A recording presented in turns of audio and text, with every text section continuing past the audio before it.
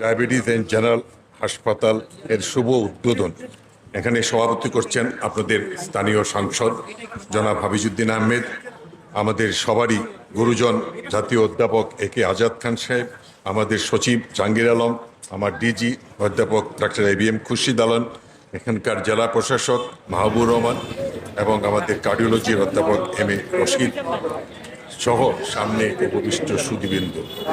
আমি প্রথমেই শ্রদ্ধার সাথে স্মরণ করি জাতির পিতা বঙ্গবন্ধু শেখ মুজিবুর রহমান এবং তার পরিবারের প্রতিটি সদস্যকে। আজকে এ দেশ স্বাধীন না হলে হয়তো আমি এখানে এইভাবে মন্ত্রী হিসাবে কথা বলার কোনো সুযোগ আমি জীবনে পেতাম কিনা জানি না।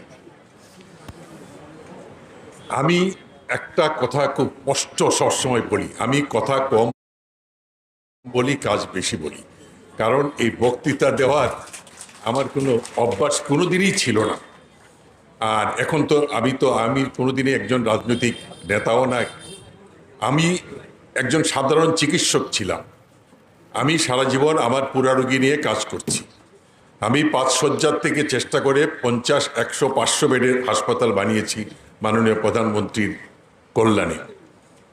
আমি হঠাৎ করে একদিন একটা টেলিফোন পেলাম যে আমাকে নাকি মন্ত্রী পরিষদে অন্তর্ভুক্ত করা হয়েছে। আমি কথাটা শুনে প্রথমে বিশ্বাস করতে পারিনি, ভাবলাম হয়তো ভুয়া টেলিফোন আসছে কিছু, কিন্তু পরবর্তীতে যখন আমার নাম দেখলাম তখন বুঝলাম। তাহলে এখন প্রশ্ন হচ্ছে যে আমি কেন মন্ত্রী হলাম এবং মাননীয় প্রধানমন্ত্রী কেন আমাকে মন্ত্রী বানালেন। এটার তো উপযুক্ত মূল্য আমাকে দিতে হবে এবং সেই মূল্য দেওয়ার জন্যই আমি সারা দেশ খুঁজে বেড়াচ্ছি।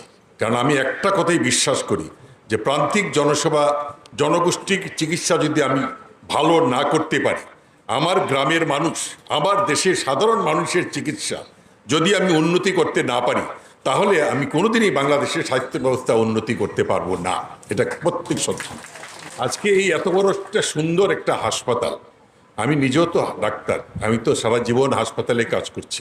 আমি যখন বানিয়াচং জেলায় কাজ করতাম, বানিয়াচং থানায়, তখন তো রাস্তাও ছিল না, আমরা নৌকায় যেতাম, সাইকেলে যেতাম।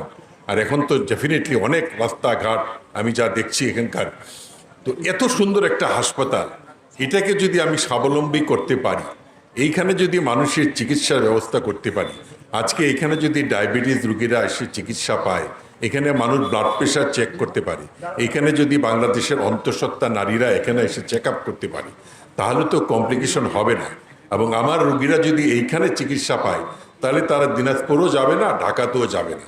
আজকে এই লক্ষ্যটা আমাকে সবচেয়ে বড় আমি মনে করি, আমি বিশ্বাস করি এবং আমি এটাই করব, এর মধ্যে কোনো সন্দেহ নাই।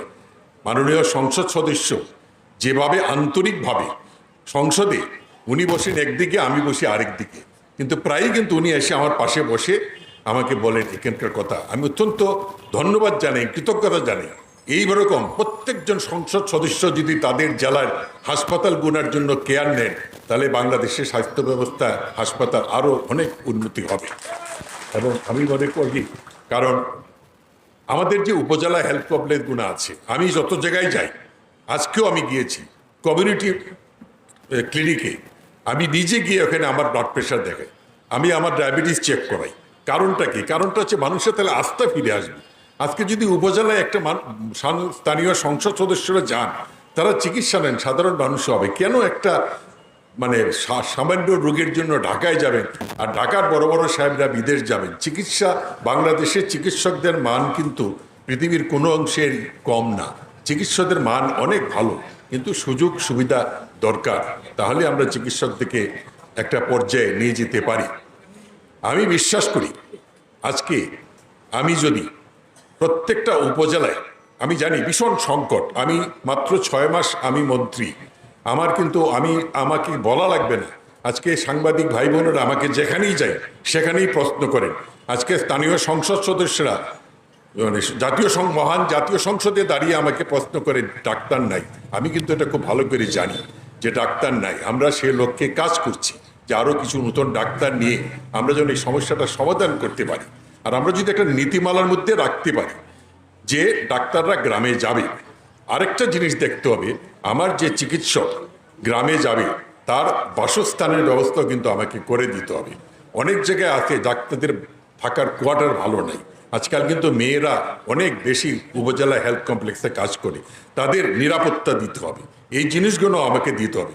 আমি মন্ত্রী, চিকিৎসকদের যেরকম মন্ত্রী, রুগীদেরও মন্ত্রী। চিকিৎসকদের সুরক্ষা দিব, রুগীদেরকেও আমি সুরক্ষা দিব। রুগীদেরকে আমাকে দেখতে হবে। আমি কোনো দিনই কোনো রুগীর প্রতি কোনো অবহেলা, কোনো নেগলিজেন্সি আমি কোনোভাবেই এটা মেনে নিব না। আমি যদি কেউ অবহেলা করেন আমার চিকিৎসক ভাইরা, আমি ডেফিনেটলি তাদের ব্যবস্থা নিব। আমি অবহেলাকে কোনো দিনই মেনে নেব। মানুষের জীবন একটা, দুইটা না। আমরা যদি কোনো কাগজে ফাইলে কোনো ভুল সই করি, আবার সংশোধন করা যায়, কিন্তু জীবন যদি চলে যায় আমার ভুলে, সেই জীবন আর কোনো দিন আসবে না। সুতরাং আমাকে সেই লক্ষ্যে কাজ করতে হবে। আমি আমার বক্তব্য দীর্ঘায়িত করবো না, কারণ আমি নিজেও একজন ডায়াবেটিক রোগী। আমি অনেকক্ষণ না খেয়ে আছি, আবার কোন সময় আমার হাইপোগ্লাইসেমিয়া হয়ে যাবে আমাকে চলে যেতে হবে। আমার আরও অনেক প্রোগ্রাম আছে।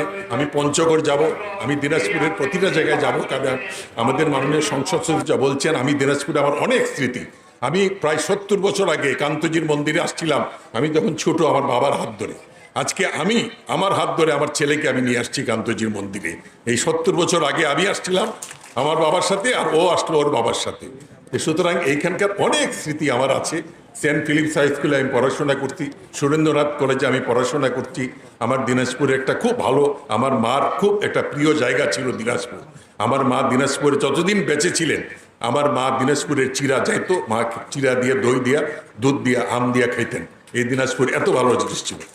আমি আমার বক্তব্যের শেষে একটা কথাই বলবো, আমি এখানে আমাদের মাননীয় সংসদ সদস্য এবং ডায়াবেটিক সমিতি থেকে আপনাদের যে সমস্যাগুলো আছে, আপনাদের এখানে চিকিৎসক দরকার, যন্ত্রপাতি দরকার, আপনারা স্বাস্থ্য মন্ত্রণালয়ে আপনারা আমাদেরকে একটা চিঠি দেন, আমরা সরকার থেকে আপনাদেরকে সাহায্য দিব। সেই সাহায্যে আপনারা এখানে চিকিৎসক, যন্ত্রপাতি এবং আর্থিক সাহায্য দিব। আমরা ডোনেশন দেওয়াটা বলা হয়, যাতে যেন এখানে চিকিৎসক থাকতে পারে, এখানে যেন যন্ত্রপাতি, এটা সরকারের একটা আর্থিক বরাদ্দ থাকে। তা আমি কথা দিয়ে গেলাম আপনাদেরকে, আমরা সেই আর্থিক বরাদ্দ দিব আমাদের সরকারকে। আমি এই বলেই আমার বক্তব্য শেষ করছি। এই গরমের মধ্যে আপনারা অনেকক্ষণ ধরে এখানে বসে আছেন, আমি জন্য আপনাদেরকে অনেক অনেক ধন্যবাদ। অনেক মুরব্বী মানুষ আছেন, আমাকে দোয়া করবেন, আমাকে আশীর্বাদ করেন, আমি যেন মাননীয় প্রধানমন্ত্রীর স্বপ্নটা পূরণ করতে পারি।